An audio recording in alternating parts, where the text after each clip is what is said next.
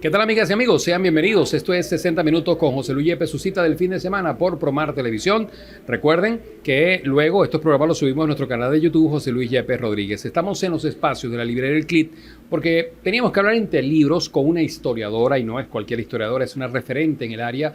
Es nuestra invitada en la mañana y en el día de hoy, en este caso Inés Quintero, individuo de número de la Academia Nacional de la Historia, con doctorado en el área, una investigadora profunda, además con una prolífica obra literaria de la que vamos a conversar también en el transcurso de estos 60 minutos. Encantado, Inés, que estés con nosotros acá a propósito de tu visita a Barquisimeto. Bueno, muchísimas gracias, José Luis, por esta oportunidad, por este espacio, por la posibilidad de conversar, que es tan sabroso, y conversar sobre temas que a uno le gustan y que le apasionan. Y verdad que la historia, bueno, también es una pasión tuya que compartimos, así que yo te agradezco muchísimo que tengamos esta ocasión de que yo haya venido a Barquisimeto y hayamos tenido el tiempo entre tu agenda y la mía de coincidir, y además en este espacio tan especial que es el Clip, que bueno, que es verdad un lugar de encuentro y de encuentro con la literatura, con las letras, con los libros, con la historia, por bueno, la calidad de anfitriona que es nuestra querida Betsaide aquí en el Clip. Así que arranquemos con nuestro proyecto. Inés, hablemos de tus raíces. Mira, mi mamá es de Maracaibo y mi papá nació en Nueva York, pero eso fue por un accidente y él realmente fue un caraqueño. Mi papá vivió toda la vida entre Katia y La Pastora. Mi mamá también se vino muy pequeña de Maracaibo, pero nosotros somos unos caraqueños. O sea, en mi casa se come caraqueño, se habla caraqueño, se baila caraqueño, se goza caraqueño. O sea, somos unos caraqueños muy enraizados con lo que significa la cultura caraqueña. Independientemente de eso, nos tocó vivir en varios lugares. O sea, una de las cosas que marcó mi infancia, pero de una manera muy grata, era que nos mudábamos mucho. Entonces, siempre estábamos cambiando de casa. Nosotros somos 5 hermanos. O sea, un hermano mayor que se llama Cristóbal, después viene Susana, después viene Valentina, después yo, y finalmente mi hermano menor, Antonio José. Pero esos 5 hermanos nacimos en 5 años. O sea, nos llevamos un año de por medio. O sea, todos los años mi mamá tenía una barriga y todos los años venía un nuevo muchacho a la casa. Nos faltó los nombres de ambos y a qué se dedicaban. Claro, mi papá se llama Antonio José Quintero, pero todo el mundo le decía Tony. Mi mamá se llama Ana Carlota Montiel de Quintero. Ella nunca le gustó el Carlota, le parecía que ese era un nombre de gorda. Ella nunca fue gorda, pero no le gustaba el Carlota. Y bueno, ella tuvo la oportunidad se casó, como se casaban a veces en esa época. Mi mamá se casó a los 16 años, ¿no? No había terminado todavía el bachillerato, pero después ya, madre y todo, decidió concluir el bachillerato, y no solamente, sino empezar a estudiar letras en la Universidad Católica Andrés Bello. Mi papá se dedicó toda la vida al comercio. Mi papá fue siempre, bueno, además de un hombre extraordinariamente simpático, elocuente, abierto, era un excelente vendedor y un excelente comerciante, de forma tal que él le dedicó su vida a la actividad comercial y fue, bueno, tuvo sus empresas, sus negocios. Él instalaba equipos de cocina. Aquí en Barquisimeto hubo se llamaba Cocinas Americanas, ¿no? Y verdad, nosotros en la infancia tuvimos una infancia extraordinariamente feliz. Yo no tengo malos recuerdos de mi infancia. Nosotros vivimos inicialmente, cuando yo nací, mi papá y mi mamá vivían en Las Palmas, ¿no? Esa fue, de alguna forma, mi primer espacio vital de la niñez.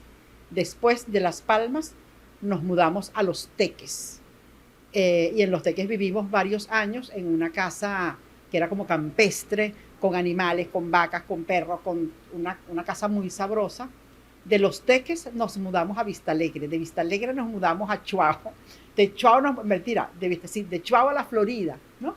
Entonces, claro, cada una de esas mudanzas significaba reacomodos y también modificaciones en nuestra escolaridad. No obstante, nosotros tuvimos la enorme suerte que las 3 niñas, Valentina, Susana y yo, siempre tuvimos ocasión de estudiar en el San José de Tarbes. Nosotros somos tarbesianas de pura cepa y lo decimos y lo manifestamos con muchísimo orgullo, y yo creo, verdad, que la formación de las hermanas del San José de Tarbes tiene una cantidad de características y cualidades extraordinarias, porque tiene que ver con la disciplina, con el orden, con la sistematicidad, con el lenguaje, con la ortografía, con la letra. Entonces, claro, yo siento que la génesis de muchas de nuestras inquietudes intelectuales del momento adulto tuvieron que ver con esta formación tarbesiana. Nosotros estudiamos primero en el San José de Tarbes de Los Teques, después en el San José de Tarbes del Paraíso y después en el San José de Tarbes de la Florida. Las 3 hermanas nos graduamos además en el San José de Tarbes de la Florida, que fue en el último destino tarbesiano en el que estuvimos. Y verdad, tenemos eso, una conexión con ese espacio educativo que representó la educación en el San José de Tarbes. Pero también hubo otra cosa muy característica de la vida familiar, que mi papá y mi mamá eran muy conscientes de la necesidad de que conociéramos Venezuela. Entonces, esta pasión por el país también nace en la infancia. Nosotros íbamos religiosamente por tierra, en carro, a conocer el país. Entonces fuimos a Maturín, fuimos a la Cueva del Guácharo, fuimos a Maracaibo. Bueno, el único sitio que fuimos volando fue a Canaima porque no se podía ir en carretera. Fuimos a Cumaná. Es decir, nosotros hicimos un recorrido por el país de la mano de mi papá y mi mamá, porque, bueno, eso era mi papá decía, aquí nadie sale de Venezuela sin haber conocido por lo menos una parte importante del territorio. Fuimos a Margarita y yo creo, nosotros siempre decimos que Valentina, todo este frenesí viajero, tiene, ¿verdad?, un nicho de origen en esa práctica familiar que significaba conocer el país. Y nosotros tenemos, ¿verdad?, recuerdos extraordinarios de lo que significaba viajar en familia. Somos 5 hermanos, mi papá y mi mamá. Nosotros nos montamos en ese carro los 7. Claro, los pleitos por quién agarra la punta, quién tal, los normales, pero fue una manera de convivir y de conocer el país que yo, ¿verdad?, tengo extraordinarios recuerdos de lo que significó recorrer el país de la mano de mi papá y mi mamá, para eso, para arraigo, para probar los sabores, para ir a los mercados, para conocer. Bueno, nosotros fuimos al Pico Espejo, fuimos a la isla de Margarita cuando, bueno, había un ferry que era el Virgen del Valle, que eran 7 horas navegando, pero eso, estuvimos en Maracaibo, y bueno, y fuimos a la Cueva del Guácharo. Es decir, la geografía, esos íconos que son parte de la cultura del país. Entonces, verdad que yo creo que todo eso nos dejó una huella muy sólida respecto a nuestra conexión con Venezuela, ¿no? Y eso, mi papá y mi mamá estuvieron siempre muy atentos a que hubiese esa posibilidad. También había una cultura de compartir en la mesa. Yo creo que eso también nos marcó en la infancia. En la casa se come en la mesa. No ese cuento de que mira, que no, que prende el televisor, nada. La llamada a la mesa y comer la familia en la mesa siempre fue una cultura familiar. O sea, estar alrededor de la mesa, conversar en la mesa, compartir en la mesa. Y de todas las comidas, la gran comida familiar siempre fueron los desayunos de los domingos. O sea, si se va a celebrar algo familiarmente, lo que se escoge preferiblemente es un desayuno que permite comer muy sabroso y muy extendido. Ahora, los menús del desayuno podían ser desde una parrilla de Punte Trasero para el desayuno con arepa y con de todo, hasta cosas más, pues un pabellón o chuletas de cochino con mojito criollo, pero la cultura del desayuno siempre fue una práctica muy de la familia, y también la posibilidad de almorzar en familia y tener eso, la sobremesa. O sea, que tú terminas de comer y no es que hay una estampida y todo el mundo deja el plato, no. Después de comer. Y mi mamá siempre fue muy cultora de que hubiese el postre. Entonces en la casa se comía fruta, sopa, seco y postre. O sea, era el menú cotidiano de una familia donde eso, éramos 5 hermanos y mi papá y mi mamá. Y siempre había un espacio para recibir visitas y para recibir primos y para recibir familiares. De manera que yo lo que tengo como experiencia de la infancia fue eso, una convivencia, un compartir en torno a la comida, a los viajes, a la familia y a eso, y a la solidaridad y al tema de que, bueno, aquí no se pelea, aquí todo se comparte y aquí la vida es un bloque familiar y seguimos siendo muy unidos, todos los hermanos, y yo, verdad, valoro eso como un aprendizaje de la infancia. Los nombres de esos 5 hermanos y más o menos el orden en que fueron viniendo al mundo, ¿en qué orden estás tú también? Claro, el primero es Cristóbal, que es ingeniero, y estudió ingeniería de minas. Después está Susana, mi hermana, que ella estudió contabilidad, pero ella tiene una característica especial que es la deportista de la familia. Susana cruzó el Orinoco varias veces cuando se hacía la competencia de aguas abiertas y siempre fue mucho más dedicada al deporte, cosa que Valentina y yo no practicamos. Después viene Valentina, que bueno, que ha sido, ¿verdad?, una persona exitosísima en el campo del periodismo y del turismo. Después vengo yo, que soy historiadora. Y finalmente el último es Antonio José, mi hermano, que es diseñador gráfico, ilustrador, artista. Y verdad, y tenemos esa conexión entre los 5 hermanos como consecuencia de que éramos pegaditos. O sea, mientras el mayor tenía 7 años, ya estaba el menor gateando, ¿te imaginas? Claro, eran otras épocas y otros tiempos, pero eso, una familia, ¿verdad?, que crecimos en un código de unidad, de compartir, de cercanía. El único elemento de pleito familiar era jugar Monopolio, que no había manera de que se jugara en paz, y el reparto de las tajadas en el almuerzo. Cuando ponían la bandeja de tajadas, ahí estaba, ¿quién agarra? Mira, y mi mamá, no cuenten la comida, no cuenten las tajadas. Y tú decías, pero si agarramos 4 y ahí quedan 3.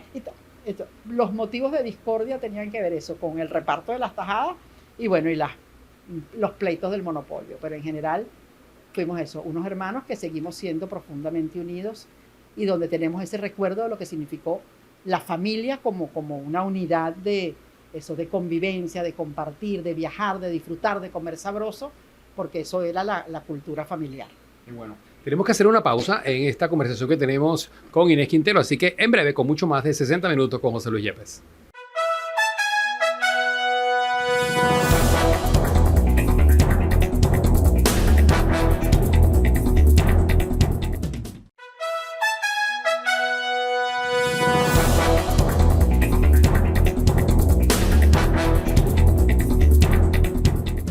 Avanzamos en estos 60 minutos con José Luis Yepes por Promar Televisión, con la historiadora Inés Quintero. Inés, hablamos sobre tus raíces en el primer segmento. Ahora hablemos de esa adolescencia, cómo transcurre. Pero antes de eso también me gustaría saber cómo era la niña Inés Quintero. ¿Era introvertida, extrovertida, era amiguera, conserva amistades aún de esa época de niña? Y al día de hoy, ¿qué rasgos consideras tú que adquiriste de tu padre y qué rasgos de tu madre? Mira, yo, verdad, tengo el recuerdo de una infancia absolutamente feliz. Además, reconozco y pues debo admitir, porque Valentina me lo ha sacado más de una vez y me dijo que yo fui la preferida de mi papá. Entonces, claro, eso siempre es una gran ventaja. Pero yo era la preferida de mi papá porque también yo era la que más lo consentía, ¿no? O sea, yo estaba pendiente de sus detalles. A mí me gustaba saber eso, yo sabía lo que a él le gustaba, o sea, que yo también estaba pendiente de él. Por ejemplo, a mí me gustaba ir al mercado a Quinta Crespo con mi papá, cosa que no hacía ninguno de mis hermanos. Entonces, claro, eso nos daba una cierta afinidad. Yo creo que de la infancia a mí me queda eso, el gusto por los mercados. O sea, ese gusto de ir a un mercado, no otro mercado, sino el mercado de Quinta Crespo, el mercado de Katia, esos mercados, me viene a mí de la infancia. Yo soy todavía a mí me encanta ir por un mercado y hacer mi compra directamente en un mercado. Otra cosa también que recuerdo de la infancia es la gozadera. O sea, nosotros gozábamos de una manera, o sea, eso, la alegría, la gozadera. Bueno, aprendimos a bailar desde la infancia, o sea, se bailaba, se gozaba, las fiestas familiares eran eso. Imagínate, mi papá son 9 hermanos y mi mamá, ellos eran 4. Y todos estos hermanos procrearon, entonces teníamos los primos. Entonces, esta cosa de la familia extendida entre tíos y primos, eso también formó parte de una práctica familiar, tanto con los primos provenientes del lado de mi mamá, como con los primos provenientes del lado de mi papá. Éramos un gentío, ¿no? Entonces, eso también fue muy sabroso. Y yo creo que de las características de mi papá y mi mamá siempre fue una cultora del lenguaje. O sea, en la casa, la protección del lenguaje, hablar adecuadamente, buscar las palabras, hacerla, o sea, pronunciar las palabras completas. Esta cosa de la dicción, que uno habla y habla completo y no se come las palabras, eso es mi mamá. O sea, mi mamá toda la vida, eso no se dice, y también, en eso no me parezco mucho a mi mamá no decía malas palabras, ¿no? Claro, yo en mi ejercicio profesional, a mí no se me sale una grosería, pero jamás, ni en una conferencia, ni en una clase, pero cuando yo estoy de mi cuenta, en actitud, o sea, yo soy mal hablada y no tengo contención y digo barbaridades, pero tengo ese código, o sea, eso es en mi mundo privado, en mi mundo social, pero en mi mundo profesional yo soy, pero recontra cuidadosa con el lenguaje. Entonces yo creo que ese cuidado, ese tema de la dicción, y desde chiquita yo recuerdo que yo recitaba en el colegio, que éramos muy zafriscas, que nos encontraba estar en el centro de los acontecimientos. Creo también eso, que el histrionismo y que el desenvolvimiento, la falta de pudor ni de pena, eso es de la infancia. O sea, yo, ¿verdad? Nunca, mira que tú te quieres, sí, y tú tienes, sí. O sea, yo nunca tuve reparos para participar de manera pública en actividades convocadas por el colegio. Pero de mi papá, yo siento, mi papá era un echador de broma insigne.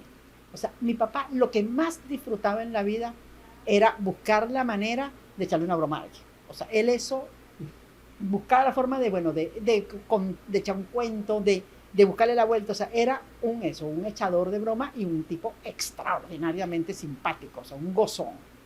Y bueno, yo siento que esa parte de mi papá de gozona, de fiestera, me viene de eso. Yo, por ejemplo, a mí no me gusta irme de la fiesta.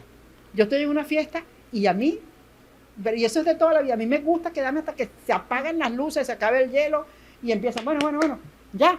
Hasta después del alba llanera. Claro, o sea, yo soy de las que espero el alma llanera. Y mi mamá era todo lo contrario. Mi mamá, Tony, ¿no será buena hora de irnos? Y mi papá, bueno, ¿por qué? Y yo tengo más o menos el mismo código. Yo digo, si hay música, si hay gente, ¿por qué uno se va a ir de la fiesta? O sea, esta fiesta está muy buena. Entonces, eso me viene también, eso, de mi papá, y yo creo que eso, toda la vida se celebraban los cumpleaños, era una familia festiva, que le gustaba celebrar las ocasiones, y eso se hacía en la casa de los Teques, teníamos un patio muy sabroso, y después en la casa de Chuao, mi papá era tan consentidor que nosotros éramos 3 damas adolescentes, 3 niñas adolescentes, entre 14 y 15 y 16 años, imagínense ustedes lo que eso significaba. Mi papá nos regaló una rocola. ¿Tú te imaginas tener una rocola en la casa? Entonces, claro, éramos la atracción absoluta, o sea, todo el mundo quería ir para nuestra casa, claro, porque tenías una rocola, en la época en que las fiestas se hacían con rocola, ¿no? Entonces, y mi papá no solamente nos montó una rocola, sino que cuando él viajaba nos traía los discos en 45 para reponer la música de la rocola. Entonces, claro, tienes una rocola en la casa y eso es una convocatoria para el baile, para la fiesta, para la reunión. Entonces, verdad, nuestra adolescencia fue una adolescencia de mucha sociabilidad, de mucho encuentro, de mucha gozadera y de mucho compartir, ¿no? Y al mismo tiempo, en eso también había un nivel muy de exigencia. Ok, aquí se goza, se baila, se canta, pero se cumple escolarmente. Nosotros, o sea, aquí todo el mundo tiene que rendir escolarmente, o sea, la disciplina del estudio. Aquí te cuento que tú te jubilas, de que no vas a estudiar, de que no se vale raspar materia, o sea, todo el mundo por el carril. Y verdad, yo puedo decirlo sin la mayor, pero, o sea, yo era una buena estudiante, o sea, una buena estudiante de 19 y 20 y 18, o sea, de eso que llamaban en nuestra época una puñal, ¿no? Y me gustaba, o sea, verdad, yo disfrutaba el estudio, ¿no? Y sobre todo porque me parecía que si eso es lo que tú estás haciendo, oye, lo mínimo que debes hacer es tener un buen rendimiento. Y a mí me gustó la matemática, me gustó la química, me gustó la física, yo no la padecí. La Tres Marías, pues. Sí, y me gustaba, claro. Y yo incluso pensé que yo me iba a ir por una carrera científica y al final me voy por la historia, pero a mí no me espantaba la matemática. A mí, por ejemplo, la trigonometría. A mí la trigonometría me parecía apasionante, ¿no? O sea, me parecía como un rompecabezas matemático. Pero, claro, al final la vocación se fue por otro lado. Pero yo sí creo que esa adolescencia y esa manera de compartir familiarmente, eso nos marcó mucho porque había esa posibilidad de viajar, de comer, de gozar, de compartir, pero también aquí no se vale desentenderse del proceso formativo. O sea, aquí todo el mundo termina su bachillerato y claro, no nos impusieron que teníamos que hacer estudios universitarios, pero en el fondo era el camino normal que se traducía o se expresaba de esa demanda formativa de aquí hay que estudiar, aquí no se vale hacerse el loco y todo está dispuesto para que nosotros podamos eso, desarrollarnos profesionalmente de la mejor manera, sin imposiciones. A mí nadie me dijo, mira, tú tienes que estudiar esto, tú tienes que... Todo con mucha libertad y con mucha, sí, con mucho respeto por las decisiones nuestras a la hora de escoger qué era lo que queríamos hacer con nuestro futuro. Ya nos has dicho que fueron buenos estudiantes todos ustedes. Ahora bien, ¿qué materias tú sentías que se te facilitaban mucho? Si recuerdas alguna maestra, algún profesor en particular de la primaria, de la secundaria, y por qué. Fíjate tú que curiosamente sé de las materias que no me gustaba, la historia. Claro, yo creo que en la historia pasó que tú tienes que tener un docente que te enamore. Y lamentablemente yo no corrí con esa suerte. Entonces no era la historia de las materias que más me encantaban. En cambio, nosotros tuvimos un profesor de matemáticas que era extraordinario, que se llamaba Joseito, le decíamos Joseito, un señor proveniente de España. Y también tuvimos una profesora de física, que era una tipa muy fregada, pero era muy histriónica. Entonces yo recuerdo que yo no tuve problemas con física porque me parecía que ella era una extraordinaria docente, se llamaba la profesora Nova. Pero tuvimos un profesor de química que era un forajido, o sea, un tipo dificilísimo, que era el que escribió el libro de química, Leandro Matei. Wow. Leandro Matei era el que daba clase de química en el San José de Tarbes. Y era el terror de los mares. O sea, todo el mundo cuando entraba Leandro Matei se pegaba de la pared porque él llegaba vociferando y los controles y la cosa de los valores y la química y todo eso. Pero verdad que ninguno me produjo un trauma, nada. O sea, era lo que correspondía. Y también eso, que el colegio, por muy nivel de exigencia y todo, era un colegio donde había profundo respeto, laxitud. Y bueno, y uno era tremendo y se escapaba y echaba broma y hacía alborotos, pero también estábamos muy involucradas con eso, con los programas educativos. Nosotros íbamos a hacer labor social en las escuelas en las que compartían las monjitas, o íbamos a visitar los ancianatos y a cantarles, o sea que también se sembró en ese proceso formativo una sensibilidad social, ¿no? Que fue también muy importante como parte de la formación en nuestra juventud y nuestra adolescencia, ¿no? Nos está quedando un minuto en este segmento, pero ya vamos a abordar la parte universitaria en el próximo, pero ¿cuándo comienza a acariciar la idea de la historia como carrera profesional y por qué? Mira, fue bastante tardío. O sea, yo me gradué del San José de Tarbes, feliz, empecé a trabajar en Kodak, como recepcionista de Kodak, que fue mi primer trabajo, ¿no? Y yo estaba encantada. Pero ¿Recuerdas cuál fue tu primer sueldo? Ah, sí, 1.500 bolívares. Wow. Pero 1.500 bolívares, estamos hablando de 1973. Wow. Bueno, yo con mi primer sueldo me compré un carrito, un Hillman Imp, que era como un estuche, un carrito chiquito. Yo creo que tengo la foto de ese Hillman Imp, un carrito que parecía como torcido. Ese fue mi primer carro y me lo compré con mi primer sueldo. Yo dije, yes. Y bueno, uno con un primer sueldo se podía comprar un carrito modesto. Pero eso, verdad que esa oportunidad de trabajar en una empresa de ese tamaño, y yo empecé cuando estaba en Bellomonte y después se mudó para La Trinidad, un edificio extraordinario. Y bueno, y esa fue mi primera experiencia laboral, no duró mucho, precisamente porque después me fui a Mérida, y en Mérida fue cuando entonces decidí que iba a estudiar historia, de manera que yo empiezo mi universidad en la Universidad de los Andes. De eso vamos a hablar en la próxima parte, así que no se parten de nuestra sintonía. En breve, mucho más de 60 minutos con José Luis Yepes, hoy conversando con Inés Quintero.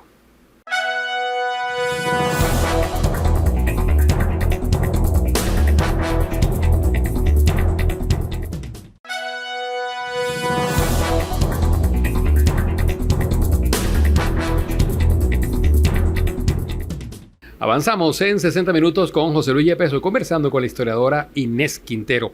Inés, entonces decidiste luego de una pasantía profesional irte a Mérida y estudiar Mérida. Y para una caraqueña, ¿por qué Mérida? Te cuento, eso es una cosa muy particular. Mi papá, como decía antes, tenía una empresa que se llamaba Cocinas Americanas.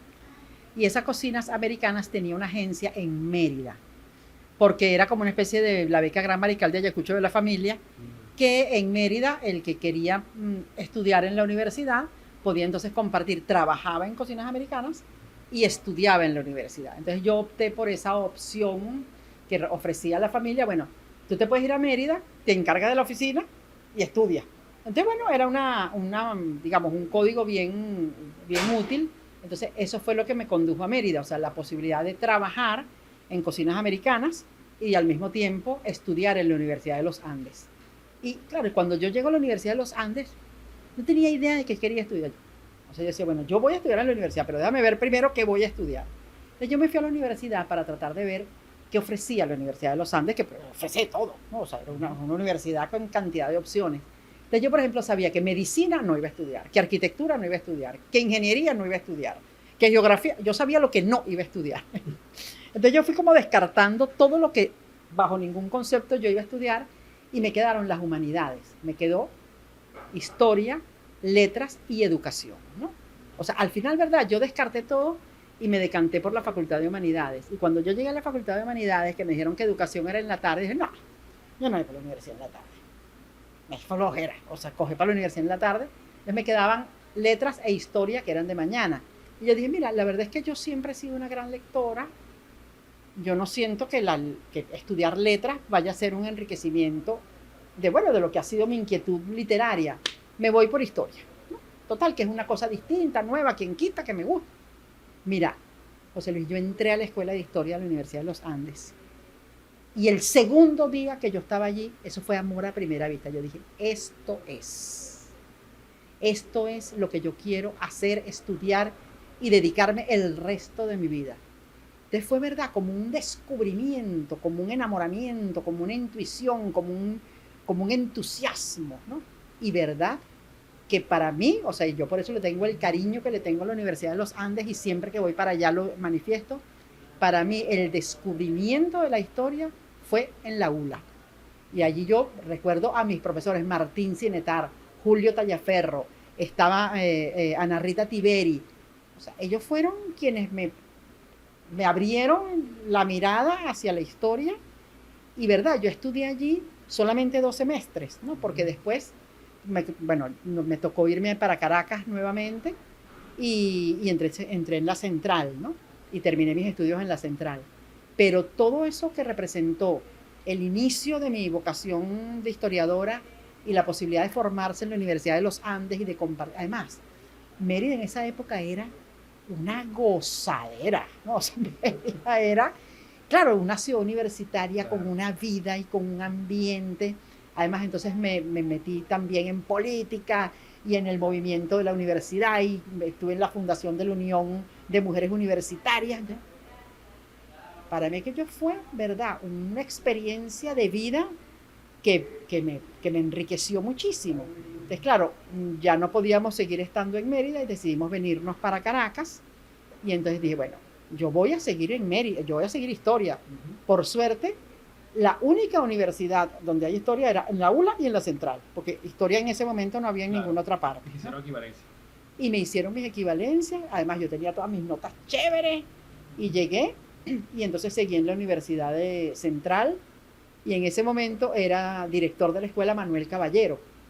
Y claro, yo llego, y yo traía una carta de recomendación de la Universidad de los Andes, de mi profesor de allá, Manuel Caballero, y por supuesto, bueno, yo tenía todos mis recaudos, y ingresé en la Universidad Central, y claro, sin desmerecer a la ULA, pero la Universidad Central es otro universo, otro mundo, otro nivel de exigencia, otra dinámica, otra vida política, eran los años 70, ¿no? Entonces, verdad, yo aprecio mucho haber tenido esas 2 experiencias, ¿no? Lo que representó iniciar mis estudios universitarios en la ULA, que era una universidad más pequeña, pero eso, con niveles de exigencia también bien importantes, y después continuar en la Central, ¿no? Porque la Central, eso, la vida universitaria, la ciudad universitaria, o sea, yo llegaba a la universidad y yo no salía de ahí más nunca, uno iba para allá, y se metía en cosas, y tú tienes la Central, es verdad, y te queda y te sella, o sea, uno después de haber pasado por la Central, sigue siendo un musevista y eso no se te borra, no se te quita, no se te lima. Eso es así. Yo todavía voy a la Universidad Central y yo oigo el himno de la universidad y me entra, ¿verdad?, una emoción y una sensibilidad extraordinaria. Además, el espacio, las bibliotecas, o sea, todo, ¿verdad? Que eso fue una experiencia muy chévere y también eso, tuve docentes. Bueno, Manuel Caballero, en esa época fue la última vez que dio clases Germán Carrera Damas, estaba Pedro Cunil Grau, o sea, José Rafael Lovera, había una cantidad de profesores. Allí nos dio filosofía el profesor Vázquez, que era un filósofo que venía de la Escuela de Filosofía, de manera que nosotros tuvimos una posibilidad formativa de una altísima calidad y también unos niveles de exigencia. O sea, que no era que tú estabas allí viendo para el techo, no. Mucho rigor, mucha demanda, mucha exigencia. Y yo creo que también eso fue crucial como experiencia formativa para el ejercicio profesional, ¿no? ¿Recuerda cómo fue tu acto de graduación? ¿Fuiste al acto solemne? Pues imagínate tú que yo no me gradué en el aula magna, porque hubo una situación administrativa. Yo defendí mi tesis de licenciatura y en esa época había que esperar para el acto de grado, pero había una situación que era que se iba a abrir un espacio de trabajo en el Instituto de Estudios Hispanoamericanos y yo tenía que tener el título para poder optar a ese cargo. Entonces, si yo esperaba el grado, no me daba chance de presentar mis papeles para optar al cargo de instructor en el instituto. Entonces dije, mira, no, o sea, sacrifico el grado, pero aseguro mi ingreso como personal de investigación en el Instituto de Estudios Hispanoamericanos, que fue donde yo me inicié profesionalmente. En ese momento, el director del instituto era Eduardo Arcila Farías, ¿no? Un tótem de la historia colonial, o sea, un señor que además, imagínate, cuando me dijeron, bueno, tiene que ir a hablar con el doctor Arcila, y yo suelo que le digo, la muchachita, no sé, recién graduada, y él tenía un letrero que decía, sí estoy, no pase. Wow.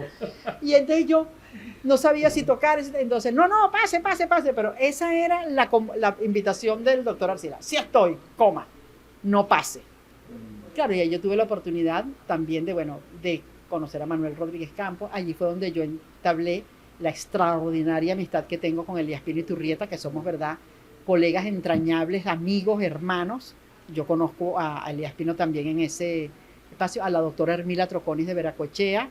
De manera que yo tuve la ocasión de formarme, del Tocuyo. Así es, por eso que te la asocio, porque tengo incluso libros de ella en mi biblioteca y he tenido esa cercanía. Pues. Claro, y conocer eso, a los primeros historiadores profesionales que también me dieron la pista de qué es ser un historiador. Y otra vez Nivia Avellán de Tamayo. Pues. Claro, pero Nivia no era de la universidad. Ella estudió, investigó el área del Tocuyo, pero ella no era profesora de la universidad. Hizo un libro sobre las primeras familias que se asentaron tierra adentro en Venezuela y era ahí en el Tocuyo. No, ella hizo un trabajo extraordinario que se publicó bastante después. Nieves Avellán de Tuyo, yo la conocí, yo incluso estuve en su casa y todo, pero no era del mundo universitario, ¿no?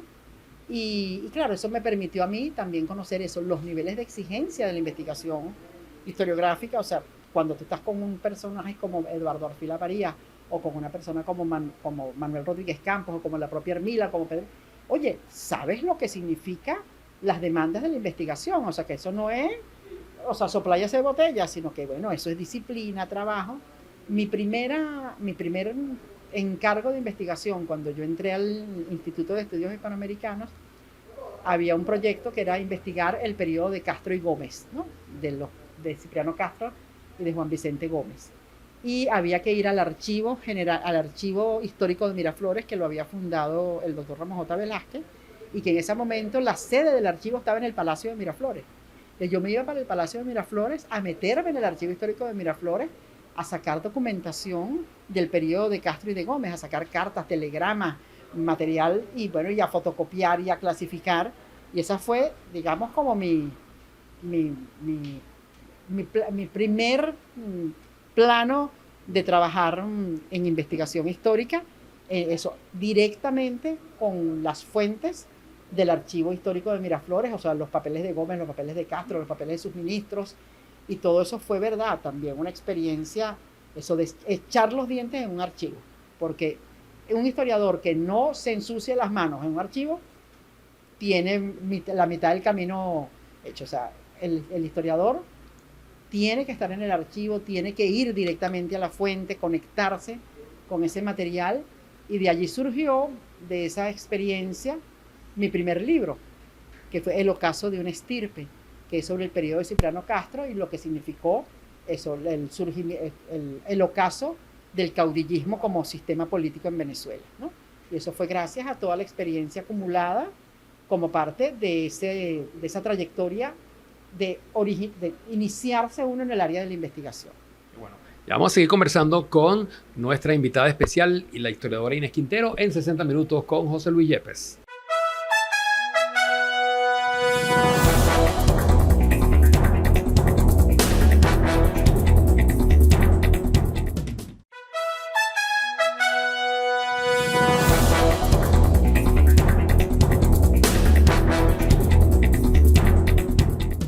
Seguimos en 60 minutos con José Luis Yepes, su cita del fin de semana por Promar Televisión y nuestro canal de YouTube José Luis Yepes Rodríguez, conversando con Inés Quintero. Inés, nos hablabas de tu estreno ya desde el punto de vista de investigación, documental, luego cómo vienen el resto de las obras y en paralelo tu desarrollo profesional luego de estar en el instituto.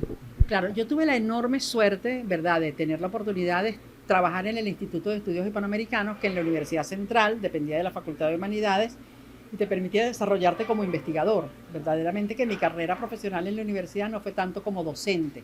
Dictaba clases, pero estaba mucho más abocada al desarrollo de la investigación, lo que es un privilegio, ¿no?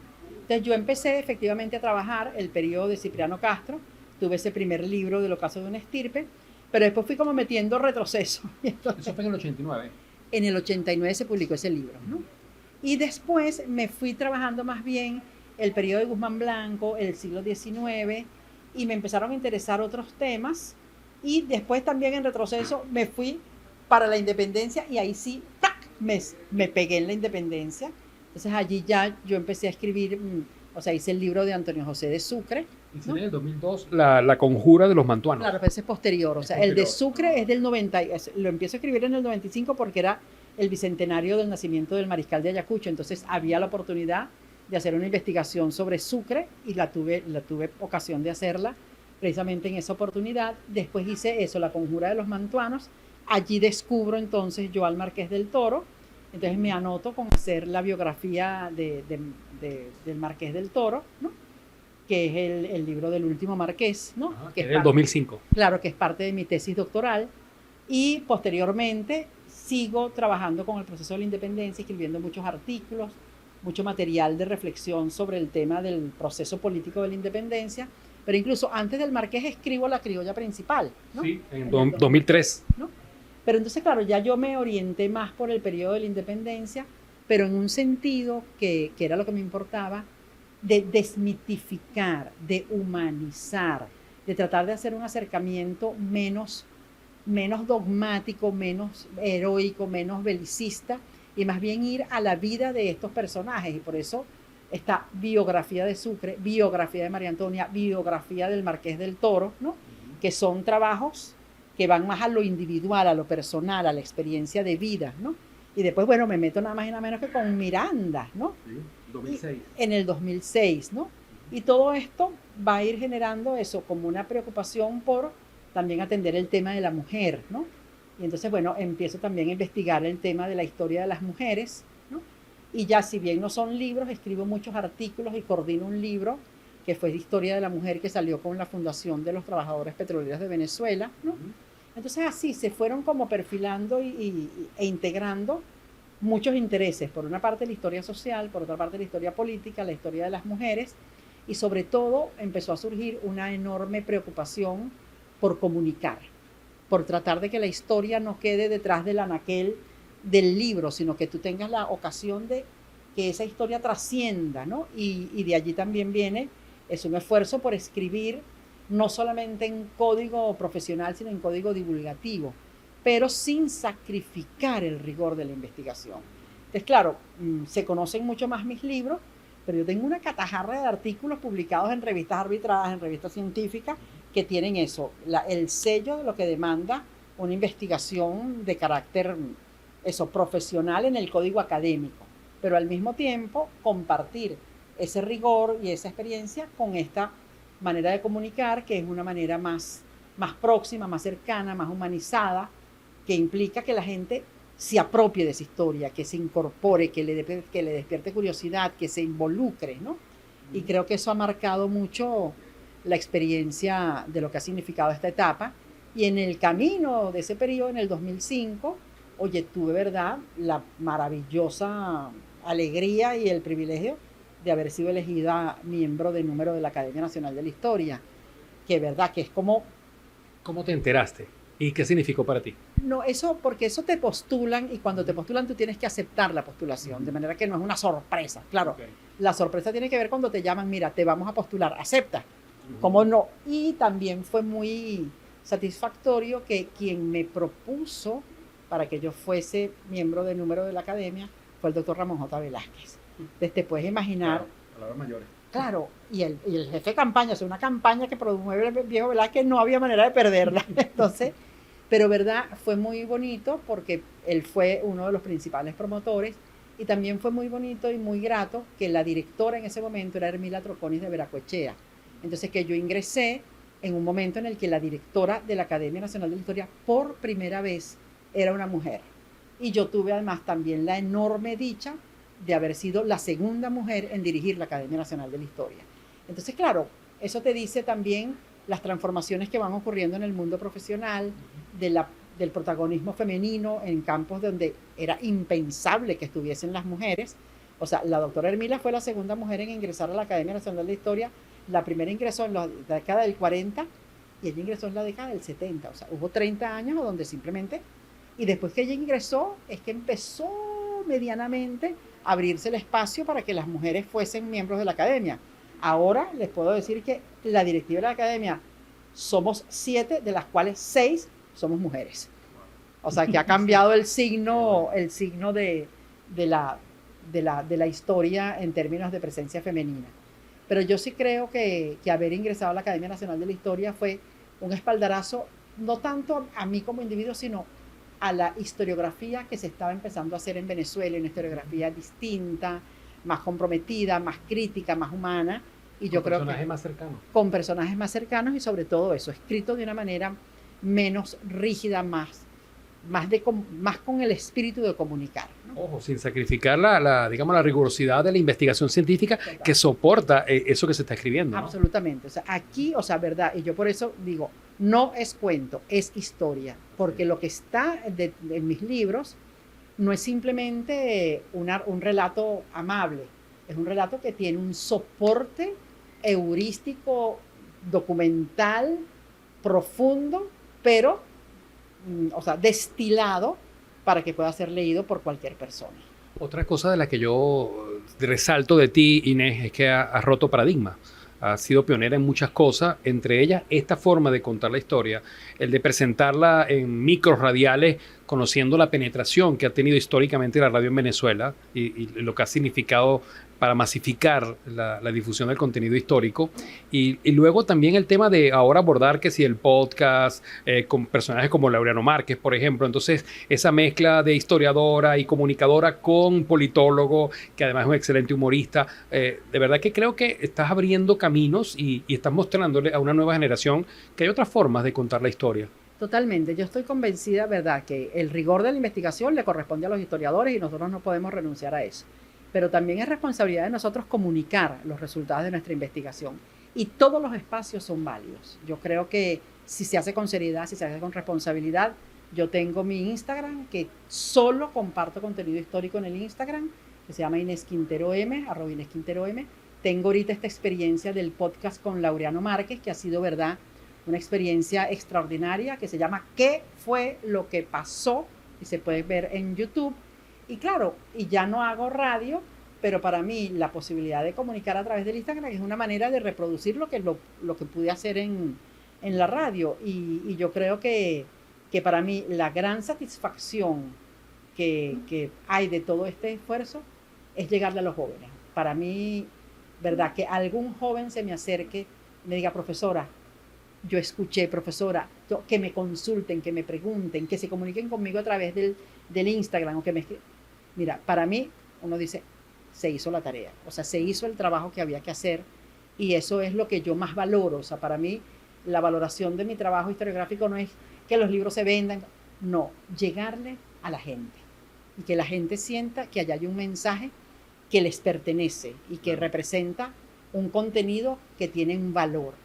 Y mira, esa es la máxima felicidad. Y fíjate que de esa manera has llegado no solamente con el libro en físico o el libro digital, sino que ahora, por ejemplo, con la gente de Banesco has logrado que te incorporen a esa biblioteca digital y ahora no hay excusa, o sea, te pueden descargar, por ejemplo, la criolla principal y leerla gratis, ¿no? Sí, eso es verdad, un gran espaldarazo que está haciendo Banesco con su biblioteca digital. Y efectivamente la criolla principal está ahorita libre, de libre acceso, está en físico, se puede adquirir en las librerías, pero se puede bajar en la biblioteca digital de Banesco de manera abierta, ¿no? Y creo que eso, ¿verdad? Ese aporte, bueno, es lo mismo, la Fundación Empresas Polar tiene una biblioteca digital extraordinaria, nada más que el Diccionario de Historia de Venezuela ya es un portento, y con la modestia que caracteriza a la Academia Nacional de la Historia, pero también la Academia Nacional de la Historia ha hecho un esfuerzo y en su página web anhvenezuela.org tiene una biblioteca digital con las biografías de la Biblioteca Biográfica Venezolana y con muchas de las obras que se publican en la Academia Nacional de la Historia. Y yo creo que es verdad que la responsabilidad institucional de la academia o de un banco como Banesco o de nosotros como historiadores es ofrecer el acceso a lo que nosotros realizamos para que la historia esté presente en la sociedad venezolana. O sea, no se puede andar por ahí sin referente histórico. Inés, nos queda apenas un minuto, entonces preguntas para respuestas rápidas. Por ejemplo, un paisaje. El mar. Una ciudad o país al que te gustaría siempre regresar. Caracas. Qué bueno. Un personaje a quien admires. Mi hermana Valentina, tan bella, somos pero entrañables. Un personaje no familiar a quien admire. Mira, Teresa Carreño. Yo creo que Teresa Carreño es un portento de mujer. Una época de la historia en la que te hubieses gustado vivir. Esta es mi época preferida de la historia porque hay mucho que hacer. La comida que siempre extrañas. Arepa. Un objeto. Objeto. Uy, ahí sí, mi cama. Un rito que tienes y que siempre lo haces cuando sales de casa o vas a salir de la ciudad. Yo no salgo sin comer de mi casa. Y esa era la siguiente pregunta, ¿una comida preferida? No, a mí me gusta la comida venezolana, ¿verdad? Pero eso, el queso relleno, eso es un gran plato. ¿Una frase con la que te identificas? No es cuento, es historia. Te voy a nombrar palabras y me dices la primera palabra que te viene a la mente. Historia. Arraigo. Venezuela. Sensibilidad. Familia. Cariño. ¿Cómo describirías a Inés Quintero? Apasionada de la historia. Y hay una pregunta que siempre le hago a mis invitados para finalizar. Inés, ¿cómo te gustaría ser recordada? Como una historiadora, ¿verdad? Como una historiadora comprometida con su país y su presente. Inés, encantado que hayas estado con nosotros en estos 60 minutos con José Luis Yepes y que nuestro público haya tenido la oportunidad de conocer aún más ese lado humano, más allá de la historiadora, de la comunicadora, de la escritora, de la investigadora, una mujer que le ocupa y le preocupa el país y que trabaja en función de mejorarlo. Así que gracias por estar con nosotros. Y muchas gracias, ¿verdad, José Luis, por este rato y por esta conversa. Y bueno, espero que la disfruten y que me conozcan un poquito. Muchas gracias. Y en la cámara y la producción de Carlos Guerra, les habló José Luis Yepes. Será hasta un próximo 60 minutos por Promar Televisión. Así que encantadísimo de que nos hayan acompañado en el día de hoy.